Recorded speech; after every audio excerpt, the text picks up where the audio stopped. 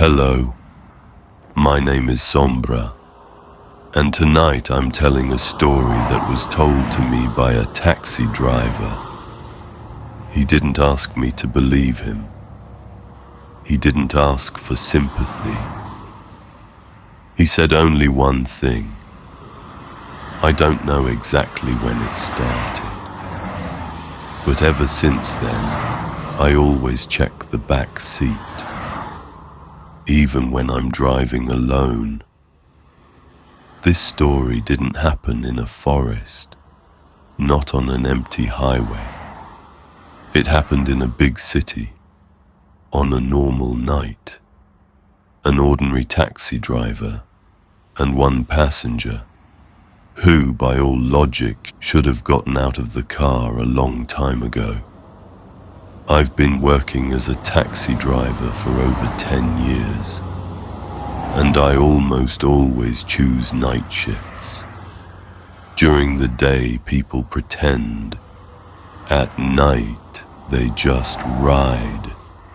Some go home, some run away from themselves, some go to places where nothing is waiting anymore. Taxi drivers have an unspoken rule.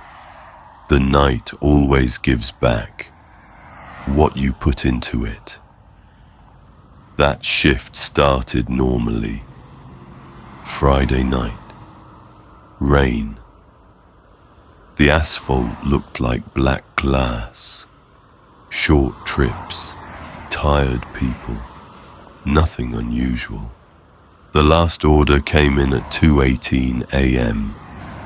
Pickup location, a district people usually avoid at night, unless they have a reason. That night, there was a reason. He got into the back seat calmly. No rush. No smell of alcohol. A man. About 35. Maybe 40, clean clothes, neat jacket. He sat behind me on the right. Where to? I asked. He gave the address, short, no explanation. I entered it into the navigator.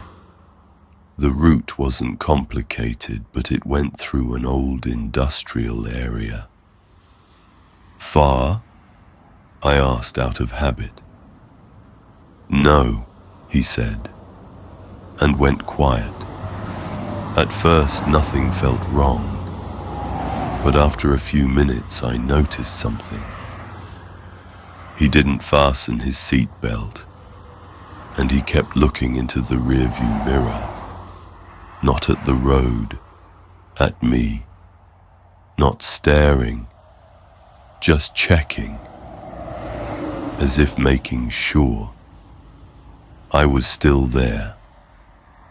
About 10 minutes in, he spoke. Have you been driving nights long? He asked. Long enough, I said. You get used to it. And you're not afraid? I smiled. Of what? People. Not people, he said after a pause. Moments. I glanced at the mirror. What kind of moments? His voice stayed calm. The moment when someone has already decided, but is still riding. Decided what? He paused again. Not to return. I felt a slight tension. Conversations like this happen at night, but there was no pain in his voice, no drama, just a statement. Do you get many passengers like that? He asked. Sometimes, I answered carefully. Then you understand, he said, how important it is that someone remembers the route. That's when the navigator froze. The screen went black. When it came back on, I realized we had turned the wrong way. Straight, the passenger said. The navigator says otherwise, I replied. It's wrong, he said calmly. I've already taken this route. The word already bothered me. I turned. The streets became emptier, fewer lights, dark windows. You live around here? I asked. Used to, he replied, and now? Pause.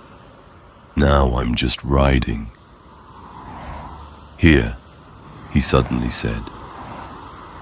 I stopped. An ordinary spot. Empty sidewalk. No buildings nearby. You sure? I asked. Yes. I turned around to tell him the price. The back seat was empty. The doors hadn't opened. I would have heard it. I got out of the car, looked around. No one. I sat back behind the wheel and saw a message on the navigator. Trip in progress. I cancelled the ride. The system accepted it. A minute later, a notification appeared. Passenger still en route. I looked in the mirror. The seat was empty, but the feeling as if someone was there, not physically, just presence. A week later, I got another order, same area, same time. He got in, the same man. Do you remember me? He asked. I didn't answer. You're a good driver, he said. Not everyone makes it. Where to? I asked. He named the same address. We've already been there, I said. No, he replied calmly.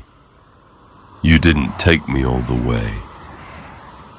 The next day I looked up the address. Police archives. An accident. Several years ago. Taxi driver. Night shift. Passenger died on the back seat. The car arrived. The passenger didn't. Under last route. There was the address. He kept giving me. Sometimes he's still with me. Not always visible, not always silent. Sometimes he just says, don't stop.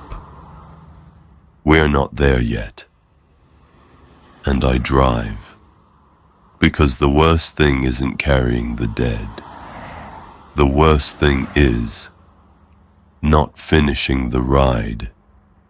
That driver works only day shifts now, but he told me that sometimes, late at night, when he stops at a red light, the indicator on his dashboard lights up for a second. Passenger in vehicle, even when the seat is empty. This was Sombra. Like, subscribe. And if you take a taxi tonight? Check the mirror, just in case.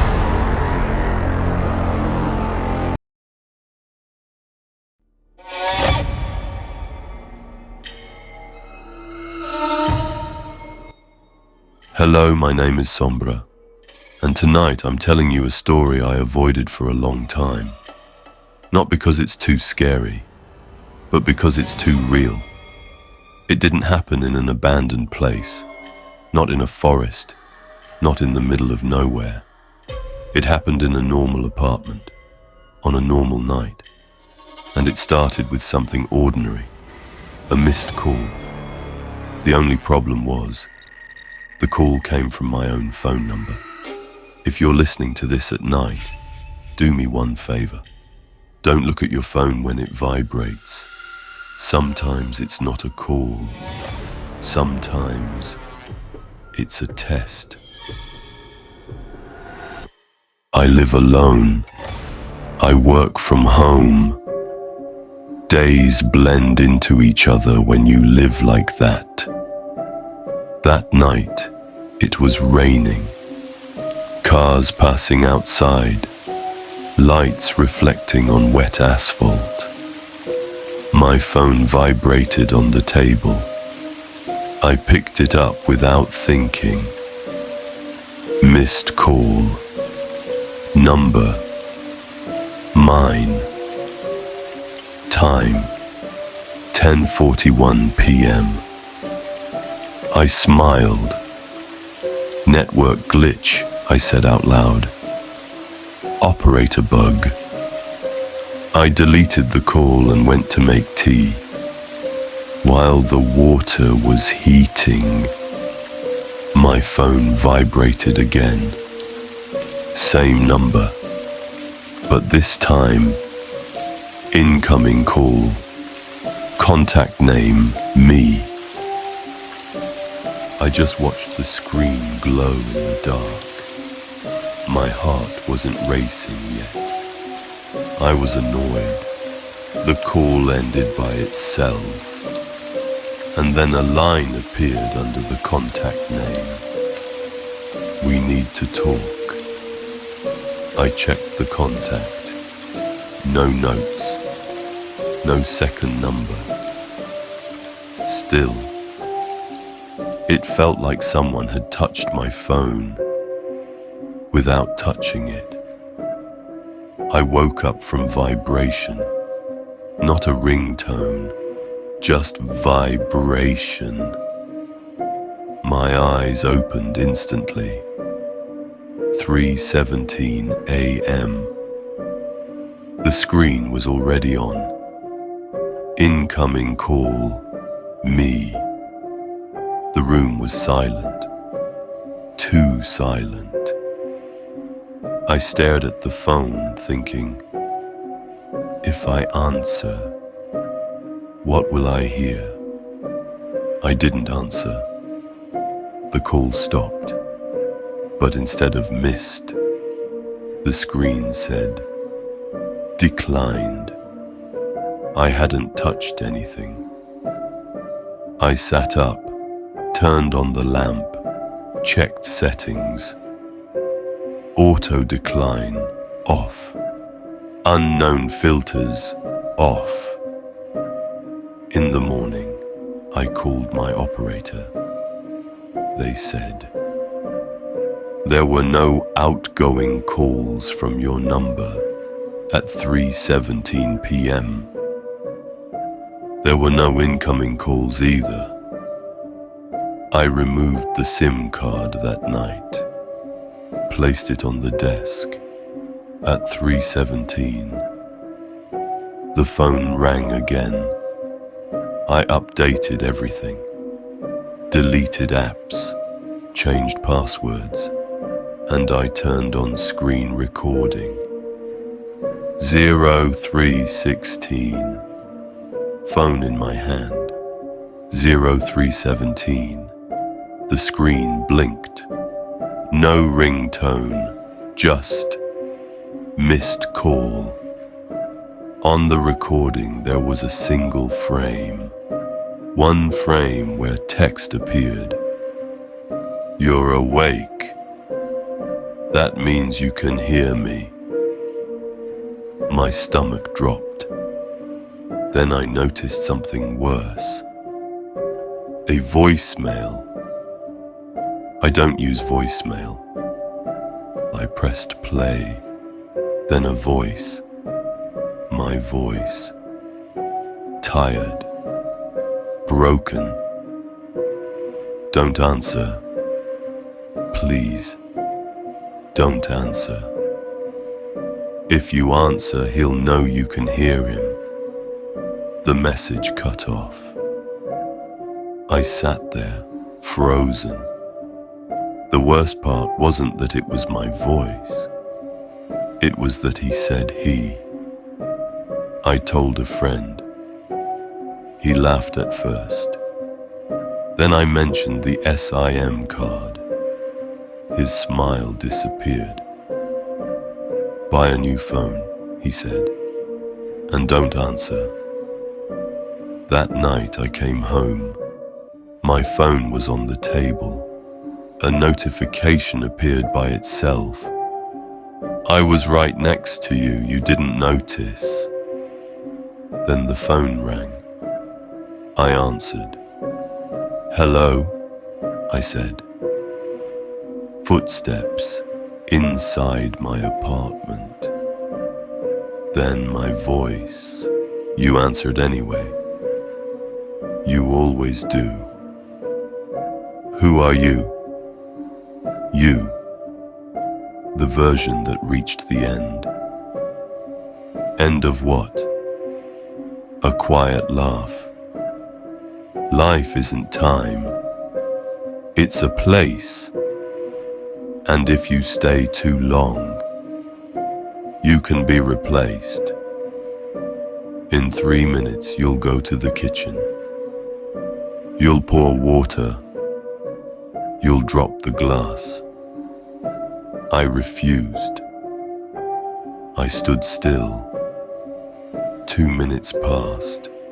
Thirst hit me suddenly. Not desire, need. I walked to the kitchen. The glass slipped. It shattered. See? I already did this. Calls continued. He knew everything. One night, I checked the mirror and saw someone standing too close behind me. Not a reflection. A copy.